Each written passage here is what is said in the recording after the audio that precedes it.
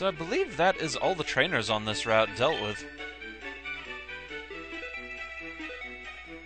And that just leaves the question of Mirage Tower. How about if I leave the route and come back? Nope.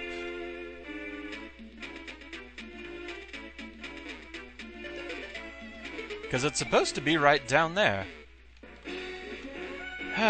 Well, it's a mystery I'm going to have to look up. And also there is the issue of that one rare Pokémon on that route that I need. So we'll rest here for a moment and be back after a refreshing pause. No, I don't want to nap here again. So, yeah, back in a moment.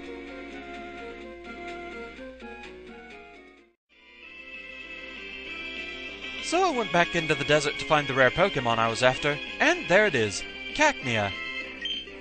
Cacnea is a bit of an interesting case. It's pure grass, so it's not steel, rock, or ground, yet it's immune to the effects of sandstorm. Reason being, it has abilities that take advantage of sandstorm. Dream World Cacnea, however, has Storm Drain, which makes me wonder if it can actually be hit with sandstorm. Or if it's just some odd flag that makes sense, because really, why would a cactus take damage from sandstorms? It lives in the bloody desert. It at least has some yellow on it. A shame I don't have any nest balls. That would have worked perfectly. I guess at least the opening mark for it is green, so that works.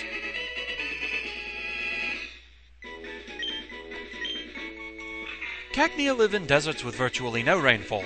It battles by swinging its thick spiked arms. Once a year, a yellow flower blooms. Alright, with that, we have 20 of the 30 that I'm after. 2/3 of the way there as far as completing the collection of Pokémon I'm after. And also, Mirage Tower is here. I believe the problem was that it does appear and disappear as you leave the route, but it means the entire route. The desert is only a small portion of Route 111. So going into the old lady's house and coming back out, that seemed to do the trick.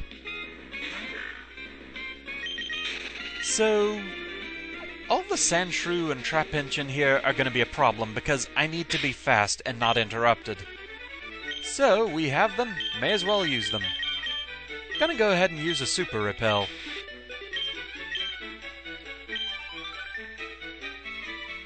That's why I needed the Mach Bike.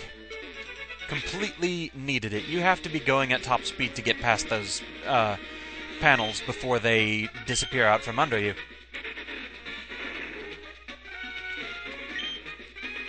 Which can be a bit aggravating sometimes. It's easy to mess up and lose your momentum.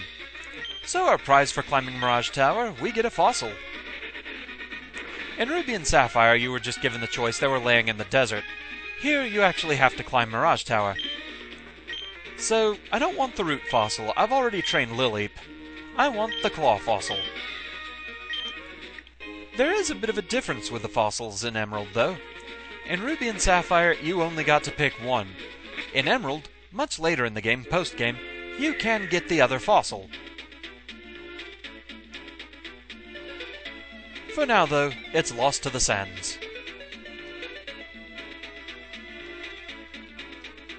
But hey, we got the one we were after. With that, actually, time to go revive it.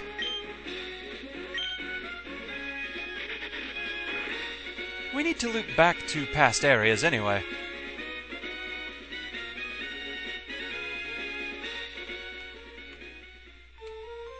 Actually, I am going to need an opening in the team.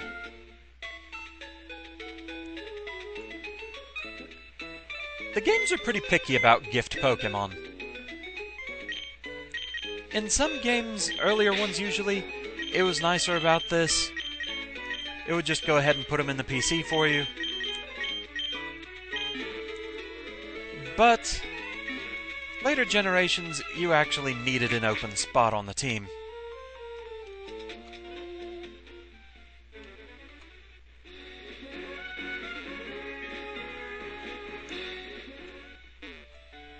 Alright.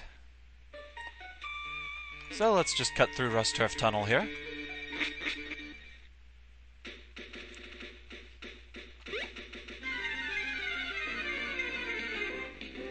Just have to get back through this route. I'm nearing the end of this recording session. Basically, I just want to get the fossil revived, and that's about it.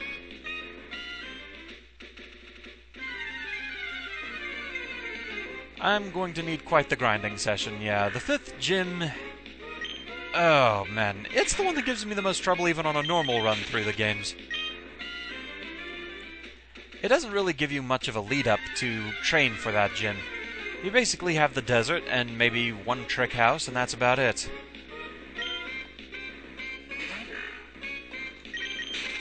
Probably going to be looking to get everyone to around 36, 37, somewhere around there. Alright, so back to Devon Corporation.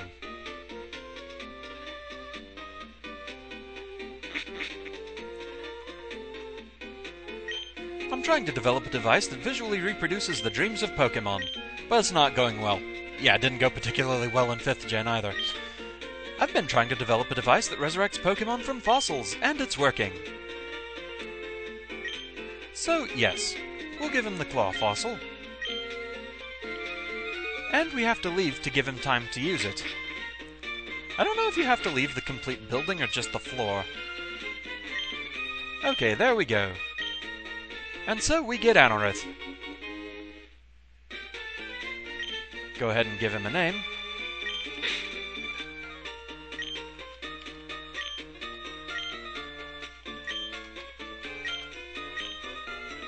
Alright, so, Pokédex time.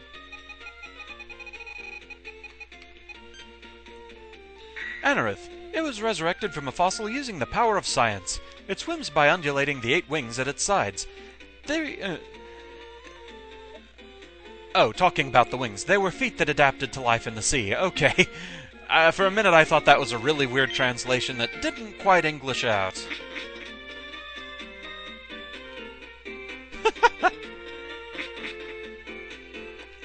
So, yeah, with that, we're gonna call it here. Just get back into the Pokemon Center here, heal up, and we're gonna rest here in Rustboro for the moment.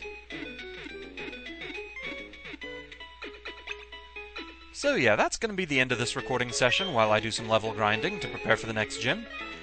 So, thank you very much for watching, I hope you're enjoying the series so far, and I shall see you again next time. Until then, fare thee well.